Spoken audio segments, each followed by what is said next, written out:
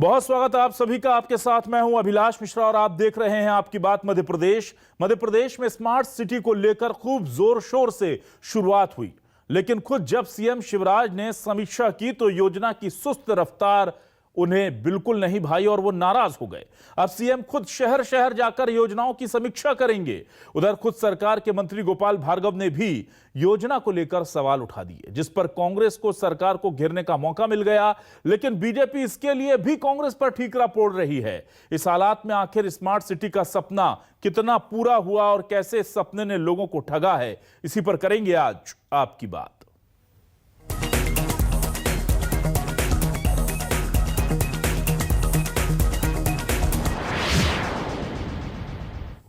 Smart city के अधूरे सपनों को लेकर के आप समझ सकते हैं कि कितना ज्यादा लोगों में इसको लेकर उत्सुकता थी। लोगों को सपने दिखाए गए थे कि पूरे प्रदेश के बड़े शहरों की हालात बदल जाएंगे, तमाम चीजें यहां पर ठीक हो जाएंगी, लेकिन 6 साल बाद भी नतीजा ढाक के 3 पात है।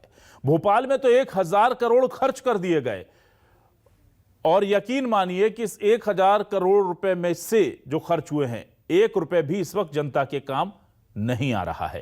क्यों नहीं आ रहा है ये हम आगे बताएंगे। पहले कांग्रेस क्या कह रही है ये सुनिए। जब माननीय कमलनाथ जी की सरकार थी, उस समय कुछ चहेते ठेकेदारों को बिना किसी नियम प्रक्रिया के करोड़ों के ठेके दे दिए गए। जिन कामों की आवश्यकता नहीं थी वो काम स्वीकृत किए गए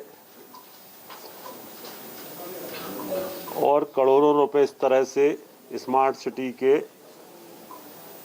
बर्बाद करने का काम कांग्रेस की उस समय की सरकार ने किया।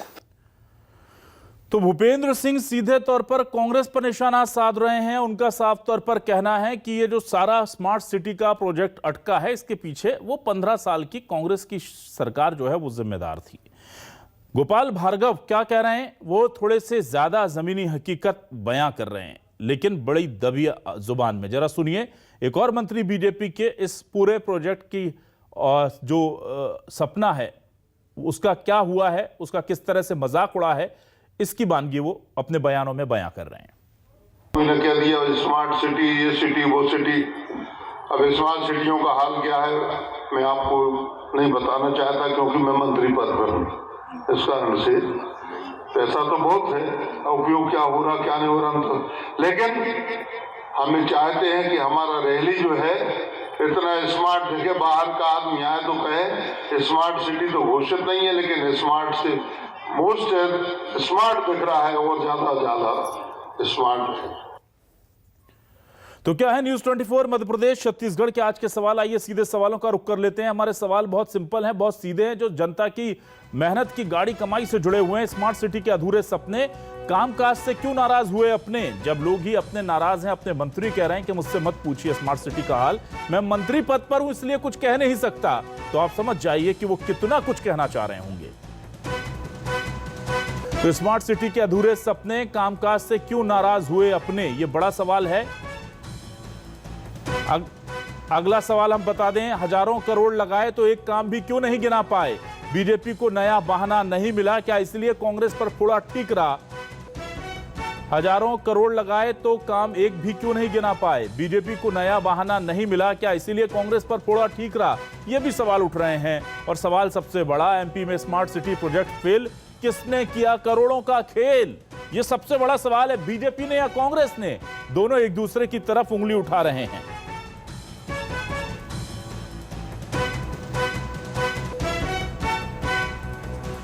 हमारे साथ कुछ खास मेहमान जुड़ चुके हैं। हमारे साथ 3 मेहमान जुड़ चुके हैं, सीधे उनका रुख कर लेते हैं। हमारे साथ जुड़ चुकी हैं बीजेपी की वरिष्ठ नेता प्रवक्ता नेहा बग्गा जी। नेहा जी, बहुत स्वागत है आपका न्यूज 24 मध्य प्रदेश छत्तीसगढ़ पर। आज हमारे साथ हरीश भावनानी जी हैं, प्रवक्ता हैं सिटीजन फोरम से। हरीश जी, बहुत स्वागत है आपका न्यूज 24 मध्य प्रदेश छत्तीसगढ़ पर। और हमारे साथ आज त्रिभुवन मिश्रा जुड़े हुए हैं, आरटीआई एक्टिविस्ट हैं। लगातार जनता के जो काम है वो सही ढंग से जनता तक उसका फायदा पहुंच रहा है या नहीं, उस पर बात करने के लिए त्रिभुवन जी बहुत स्वागत है आपका न्यूज 24 मध्य प्रदेश छत्तीसगढ़ पर। सबसे पहले मैं आता हूं हरीश भावनानी जी आपके पास। हरीश जी, मैं जानना चाहता था कि 6 साल 7 साल पहले हमने देखा था एक सपना स्मार्ट सिटी का, बड़े बड़े ओवरब्रिज होंगे, जमीनों पर गंदगी नहीं होगी, पार्क होंगे बच्चों के लिए, पार्कों में झूले होंगे, लाइट्स होगी, सड़कें होंगी, छोटी छोटी गलियों में भी वहां बहुत अच्छी सड़कें होंगी, सैनिटेशन होगा। सर, हो पाया क्या कुछ? मैं शुरू करूंगा स्मार्ट सिटी के प्रोजेक्ट जब डिक्लेयर हुआ था जी, भोपाल का जब नाम आया था 20वां नंबर, तो पहले दिन से ही ये प्रोजेक्ट अपनी लाइन से भटक चुका है। भारत सरकार की गाइडलाइंस थी कि अगर आप रीडेवलपमेंट प्रोजेक्ट को मानते हैं या उसको एक्सेप्ट करते हैं तो ये दिस शुड बी ऑन 50 एकड़ और रेट्रोफिट के लिए 500 एकड़। अब 50 का आप 60 करो 70 करो, इन्होंने सीधा 3.5 आपका उस पे एकड़ पे इन्होंने प्रोजेक्ट शुरू कर दिया, जो कि गवर्नमेंट की गाइडलाइंस की एकदम अलग था। ठीक, तो स्टार्टिंग ही यहीं से गलत हुई है। जबकि शुरू के जो 20 सिटी जो शुरू में डिक्लेयर हुए थे, पहले 19 सिटीज सबने रेट्रोफिट को किया। भोपाल पहला ऐसा शहर था पहले 20 में जो रीडेवलपमेंट में गया। अब रीडेवलपमेंट में जाने की आवश्यकता ही नहीं थी।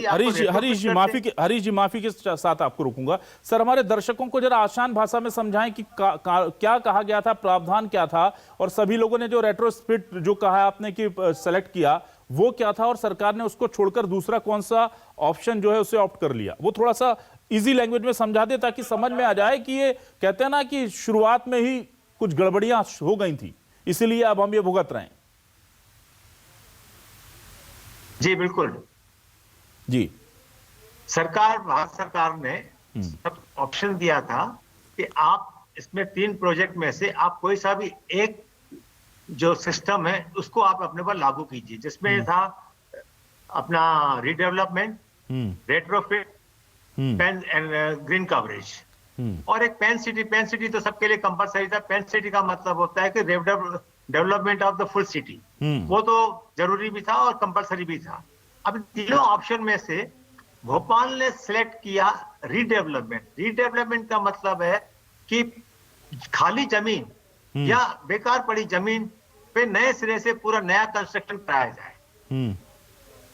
और रेट्रोफिट का था कि आप सिटी को बेहतर बनाएं, सिटी को अच्छा बनाएं। पहले जो 20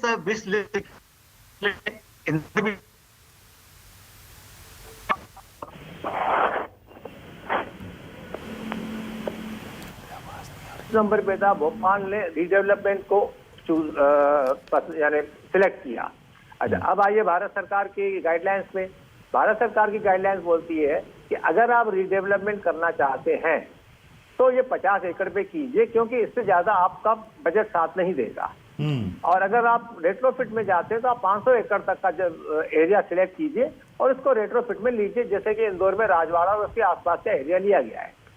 अब भोपाल में इन्होंने उठा के सीधा 350 एकड़ का क्षेत्रफल ढूंढ लिया, वो भी साउथ सिटी नगर, जो भोपाल का सबसे हरियाली वाला और ग्रीन एरिया था। उस समय हम लोगों ने जुलूस निकाले, सरकार के ऊपर बहुत प्रेशर डाला और जन जागरण किया, सब कुछ किया। इसके बाद जाके सरकार राजी हुई कि साउथ सिटी नगर से उसको शिफ्ट किया गया नॉर्थ सिटी नगर में। अब नॉर्थ सिटी नगर भी भोपाल का जो सेंट्रल एरिया है शॉपिंग, वो है न्यू मार्केट, वो उसके पास में ही है। अगर आपको भोपाल में अगर डेवलपमेंट नया करना है तो उससे थोड़ा दूर जाइए ना।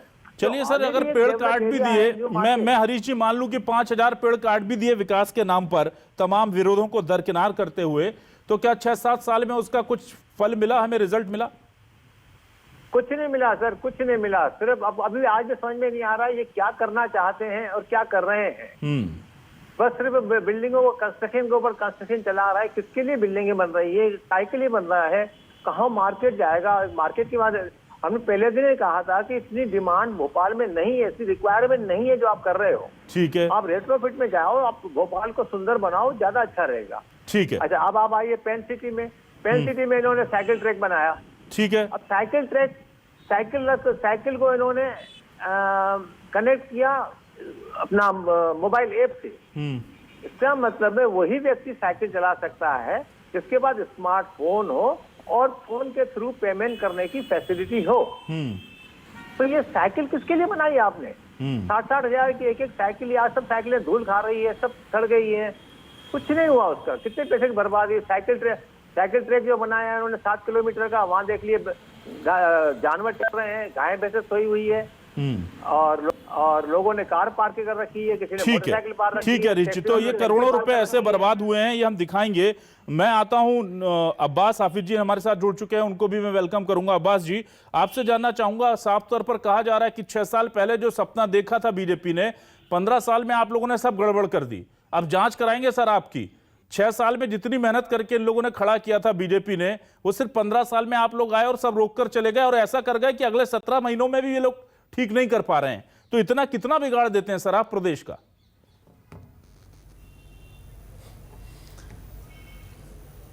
देखिए अभिलाष जी, बहुत हास्यास्पद हो गया। जनता भी अब इसको बहुत अच्छे से जानती है कि इनके 15 साल की मेहनत हमारे 15 महीने में खराब हो जाती है, लेकिन वो एक दिशा देती है सरकार और उसी दिशा पे चलती है।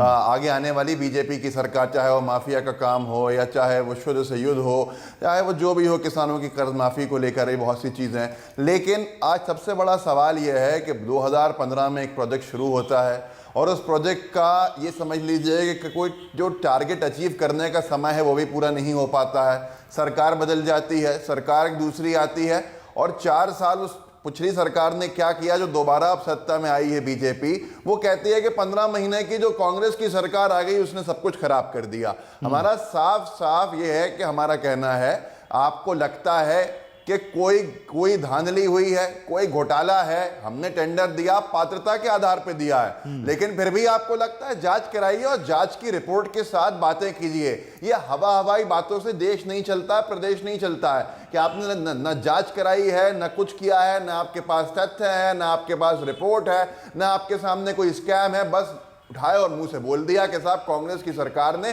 गलत सलत टेंडर दे दिए थे। और उसके बाद आप 17-18 महीने, 2 साल आपके पूरे होने वाले हैं बीजेपी के, इन्होंने कोई काम नहीं किया है। इसलिए अब ये ध्यान भटकाने के लिए सिविल बॉडीज के चुनाव घोषित हो गए हैं, जब पंचायत चुनाव होंगे, नगरीय निकाय के रास्ते भी सामने दिख रहे हैं, तो अब इनका जो ध्यान मोड़ने का काम है वो शुरू हो गया है अपने पूरे के पूरी नाकामियों की तरफ से। आप जांच कीजिए, जांच में दोषी को दोषी ठहराइए और फिर आप हमसे कहिए कि हमने गलती की थी।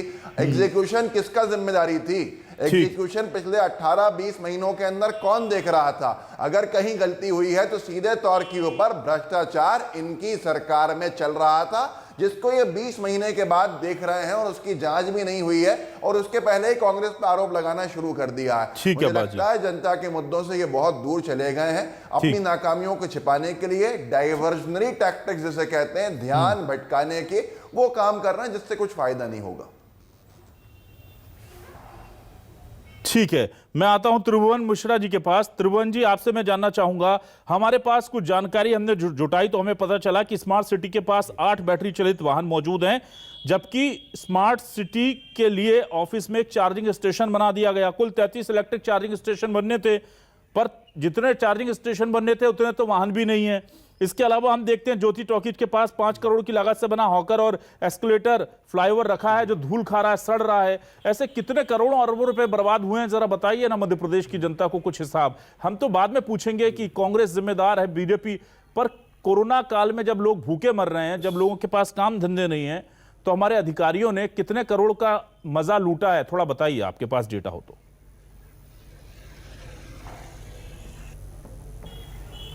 इसमें साफ तौर से नेता और अधिकारियों ने मिलके मजे लूटे हैं, और जहां तक पब्लिक का पैसा पब्लिक के भले के लिए जो होना चाहिए था वो पब्लिक के साथ ही जो है विश्वासघात किया गया इसमें। और रही नेताओं की बात या गवर्नमेंट का आना या गवर्नमेंट का जाना, ये जो भी हुआ है, तो मैं समझता हूँ इसमें जहां तक ये सारी व्यवस्था और अव्यवस्था का जो माहौल बना है, इसमें पूर्ण रूपेण जिम्मेदार अगर कोई है तो वो है अधिकारी वर्ग। अधिकारी वर्ग ने इतना गुमराह किया है दोनों ही गवर्नमेंट्स को, दोनों ही जो पार्टियां आई हैं उसमें अधिकारी वर्ग का सबसे ज़्यादा महत्वपूर्ण रोल है, क्योंकि इसका जो भी स्मार्ट सिटी किसी भी शहर में जाती है तो एक उत्साह का वातावरण होता है। अब हमारे शहर में जब भोपाल में ये आई तो हम लोग बहुत उत्साहित थे कि स्मार्ट सिटी में हमको कुछ नया देखने को मिलेगा। इन्होंने कुछ नहीं किया। जमे जमाई जो कॉलोनीज थी, अब जवाहर चौक का इलाका जो अभी वो आदरणीय बता रहे थे, जवाहर चौक का इलाका अपने आप में इतना डेवलप्ड है कि वो पिछले 70 साल में मेन मार्केट है यहाँ का, जहाँ पे न्यू मार्केट जैसा है। मतलब लोग बाहर से आते हैं न्यू मार्केट वगैरह देखना, अब आप उसको रीडेवलप क्या करोगे? या तो बिल्डिंगें तोड़ोगे आप बनी बनाई, या ऐसी योजनाएं जब बनाते हैं अधिकारी तो मुझे शर्म आती है कि उसे पास करवाने के लिए हमारे तमाम नेता जो हैं वो पीछे लग जाते हैं कि अगर डेवलपमेंट करना होता है। वही मेरा कहने का मतलब है, अधिकारी बस। अब नेताओं का दोष यहाँ पे आता है कि जब अधिकारी उस फाइल को लेके वहां पहुंचते हैं तो नेता पूछते नहीं है उसमें कि आप ये जमे जमाए मार्केट को उजाड़ने के बजाय किसी नई जगह को खोजें, कोई नई जगह लेके जाएं। आप स्मार्ट सिटी जैसा इंपॉर्टेंट प्रोजेक्ट, ड्रीम प्रोजेक्ट जो है प्रधानमंत्री जी का, उसको आप हंसी खेल में ले रहे हैं और हंसी खेल में लेके आप उसका हंसी हंसुअल उड़वा रहे हैं पूरे शहर में। आप देखिए जमे जमाए मार्केट और इन सब मार्केटों को उधेड़ के फेंक दिया। कितने आदमी बेरोजगार हो गए शहर के अंदर, कितने आदमी जिनका आशियाना छीन लिया गया, आज भी सड़कों पे, फुटपाथों पे, किनारे पे सो रहे हैं। गवर्नमेंट एक दूसरे के ऊपर ब्लेम करती फिर रही है। अधिकारियों के ऊपर ये लगाम कसनी चाहिए और उनसे जवाबदेही लेनी चाहिए और उनके इंक्रीमेंट्स और उनकी जो ये तनख्वाहें, इन पे प्रश्न चिन्ह लगना चाहिए। कोई फर्क नहीं पड़ेगा मिश्रा जी, अधिकारियों को जो ये काम करते हैं तथाकथित अधिकारी, उनके लिए सैलरी और बाकी चीजें जो कहते हैं ना, it's being nuts for them, वो उनके लिए कुछ भी नहीं है। हम तो ये देखना चाह रहे हैं कि सरकार कब सचेत होती है और सरकार का क्या रुख है जानने के लिए नेहा बग्गा जी हमारे साथ मौजूद हैं। क्षतिपूर्ति करवाएं। जी, मैं नेहा जी के पास आता हूं। नेहा जी, सपने क्या थे? मैं जरा अपने दर्शकों को दे देता हूं, फिर आपका जवाब चाहूंगा। 9000 पेड़ जो हैं वो काटे जाने थे, 5500 पेड़ तो कट भी गए हैं। 9000 पेड़ काटने का प्रस्ताव है। 6 बड़े मार्केट विस्थापित होने थे जो आधे अधूरे विस्थापित हुए हैं। 3 सरकारी स्कूल हटा दिए हमने। टीटी नगर में 342 एकड़ पर स्मार्ट सिटी एवीडी एरिया के 250 एकड़ पर अलग अलग प्रोजेक्ट हैं। ये तमाम चीजें होनी थी। करोड़ों रुपए खर्च हो गए हैं। 1000 करोड़ में से 980 करोड़ तो भोपाल में खर्च भी हो गए। क्या आपको लगता है कि 1000 करोड़ का लाभ भोपाल की जनता को मिल गया? देखिए, ये वाकई में जिस तरीके से त्रिभुवन जी ने कहा, ये प्रधानमंत्री जी का ड्रीम प्रोजेक्ट है जो स्मार्ट सिटी प्रोजेक्ट है। और 2015 में जब इसके बारे में सोचा गया तो मध्य प्रदेश में इसको अग्रणी भूमिका में देखा भी, और अग्रणी भूमिका में देखने की वजह से ही राष्ट्र के अंदर जब अवार्ड देने की बात आई तो शुरुआती फेज में ही मध्य प्रदेश के 3 शहरों को अवार्ड्स भी मिले, उनको चिन्हित भी किया गया। और शुरुआत का जो समय निकला है प्लानिंग के लिए और एग्जीक्यूशन के लिए, उसके बाद की जो सरकार आई है 15 माह की, उसको भी आपको देखना पड़ेगा। अगर आज आपको कैमरे दिखते हैं शहर भर के अंदर तो भारतीय जनता पार्टी के द्वारा लगाए गए हैं। अगर आपको इंफ्रास्ट्रक्चर दिख रहा है, आप जिसको आधा अधूरा कह रहे हैं, तो वो भारतीय जनता पार्टी के द्वारा बनाया गया हुआ है। अगर कैमरे आपको दिख रहे हैं तो कैमरे भारतीय जनता पार्टी की सरकार ने सिक्योरिटी सेफ्टी के पर्पज से लगाए हैं। प्लांटेशन का काम लगातार कर रहे हैं। पर क्या बीच के उस 15 माह को आप भूल जाएंगे? क्योंकि जब किसी पॉलिसी के साथ चलते हैं, किसी एम के साथ चलते हैं, बीच में अगर ब्रेकेज आता है, और ब्रेकेज भी इस प्रकार का कि भाई कमलनाथ जी की सरकार आई, टेंडर नहीं भी हुए तो कागजी आधारों पर लोगों को वो काम दे दिया गया। और काम के नाम पर क्या किया कि रोड पर ऑलरेडी साइनेजेस लगे हुए हैं, रोड साइनेज पर आपने दोबारा एक और रोड साइनेज बनाकर लगा दिया। जिस काम को कंटिन्यूटी की जरूरत थी उसको कंटिन्यूटी नहीं पहुंचाई। भाई कैमरे लग गए थे, कनेक्टिविटी थी, तो अब उसको चालू करने की जिम्मेदारी किसकी थी? अगर रोड का काम लगातार चालू हो गया था तो आगे बढ़ाने का काम किसका था? पर क्या किया? अपने मित्रों को, अपने कांग्रेस के कार्यकर्ताओं को ढूंढ कर आपने टेंडर दे दिए। जहां टेंडर नहीं हो रहा था वहां पर कागजी खाना पूर्ति के उस पे अधिकारियों को आदेशित कर दिया कि इस कागज के आधार पर ही आप इसको टेंडर मान लीजिए। सिर्फ बंटरवाद करने का काम किया है। पर आज जिस विजन को लेकर हम चले थे, भारतीय जनता पार्टी लगातार स्केल स्पीड के साथ में काम करती है और वो दिखाई भी देता है। आने वाले समय में जैसे कि आज मुख्यमंत्री जी ने कहा है कि पूरी 7 स्मार्ट सिटीज का वो स्वयं जाकर एक बार निरीक्षण करेंगे और साथ ही साथ में पीपी मॉडल पर कौन से प्रोजेक्ट को लाना चाहिए इसको सबसे पहले देखा जाएगा। अधिकारियों को भी इस बात के लिए निर्देशित किया गया है कि कौन से प्रोजेक्ट को प्रायोरिटी पे रखा जाए, उसको प्रायोरिटी पे रखकर सबसे पहले उसके कार्य खत्म किए जाएंगे। भाई अगर उज्जैन में मंदिर के स्थान का पूरा जो है काम चल रहा था, तो उसको आगे बढ़ाने की जिम्मेदारी किसकी थी और रोड़ा अटकाने का काम किसने किया? सबसे पहले तो कांग्रेस को इस बात पे जवाब देना चाहिए।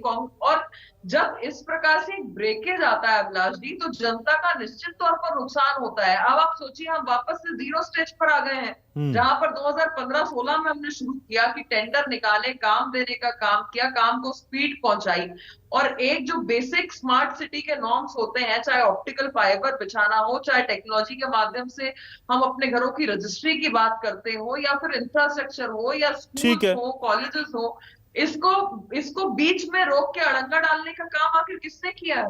ठीक है अब्बास जी, आप लोगों ने अड़ंगा डाल दिया तो सारी मेहनत खराब हो गई। 2015 से लेकर के जो 2-3 साल की मेहनत थी, 4 साल की मेहनत थी, और उसकी वजह से अब फिर से जीरो से शुरू करना पड़ेगा, यह कहा जा रहा है। क्या जवाब है आपके पास?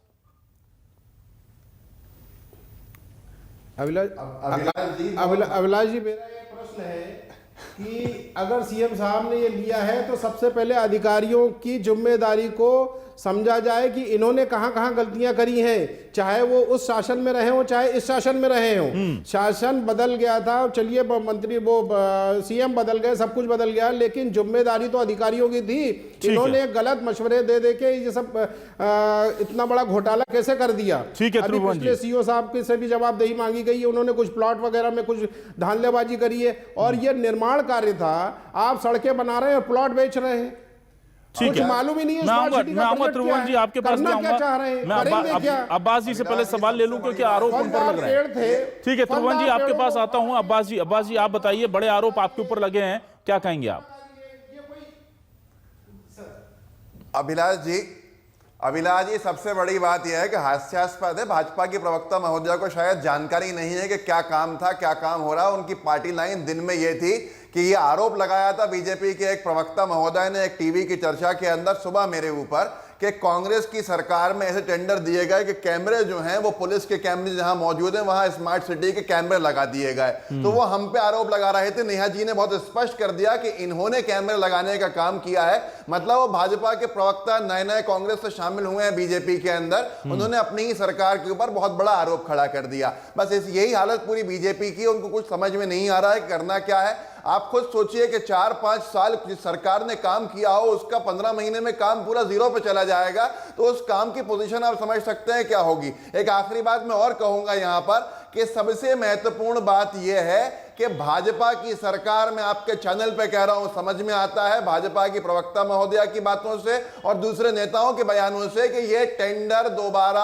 अपने लोगों को देना चाहते हैं, नए टेंडर्स निकालना चाहते हैं ताकि इनके लोग उपकृत हों और जो आने वाले चुनाव हैं, लोकल बॉडी के इलेक्शन से, उसमें इनको फायदा पहुंचाएं। इनकी नजर टेंडर के ऊपर है, अपने कार्यकर्ताओं को। इनकी बात में इन्होंने कहा कि कांग्रेस के कार्यकर्ताओं को टेंडर दे दिए। नाम बता दें मुझे 3 कार्यकर्ताओं के जिनको टेंडर दिए गए स्मार्ट सिटी के अंदर। अगर नाम नहीं पता है इनको तो फिर इस तरह की हवाई बातें नहीं करें। ठीक है हरीश जी, मैं आपसे जानना चाहूंगा, हरीश जी अब बोला जा रहा है कि फिर से हमें करना पड़ेगा और यह भूमिका तैयार हो गई है कि उस पुराने टेंडरों को रद्द करना है, नए टेंडरों को लाना, और इसके पीछे भी ज्यादातर पूरी जो कहते हैं ना कि जो पूरा मास्टरमाइंड होंगे, जो सोच रहे होंगे, वो वही अधिकारी होंगे जो बीजेपी के शासन में भी फल फूल रहे थे, कांग्रेस के शासन में भी फल फूल रहे थे, और अब दोबारा से उसी में से कैसे एक ही चीज से बार बार जो है वो चीजें निकाली जा सकती हैं, उनसे बेहतर कोई नहीं जानता।